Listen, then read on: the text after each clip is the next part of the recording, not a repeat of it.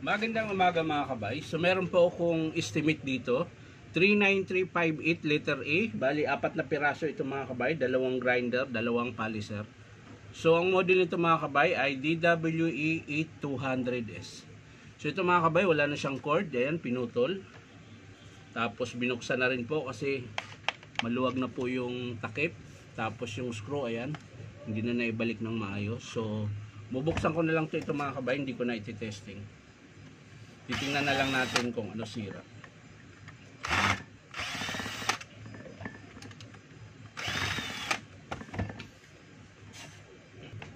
So yan mga kabay, natanggal ko na po yung screw. Ayan. So wala na po siyang carbon mga kabay. Ayan, wala nang laman.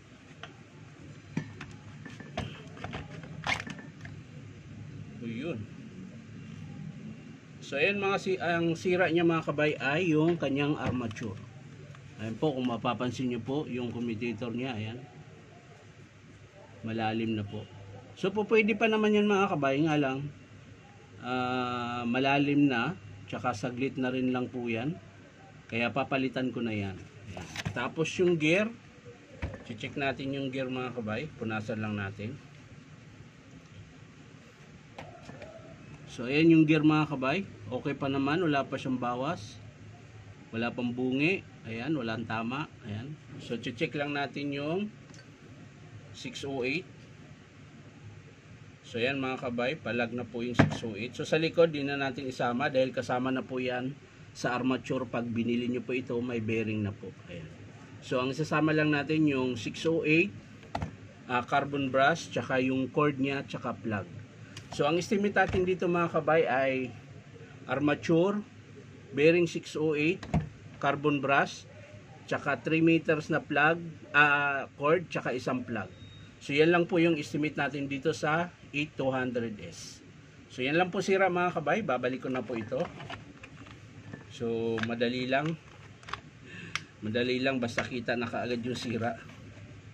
Pero kung hahanapin mo pa mga kabay, minsan matagal. So yan, sasara lang natin.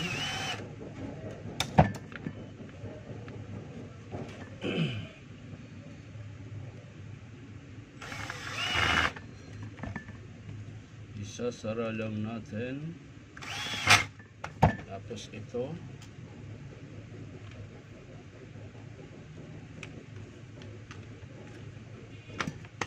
Ayan.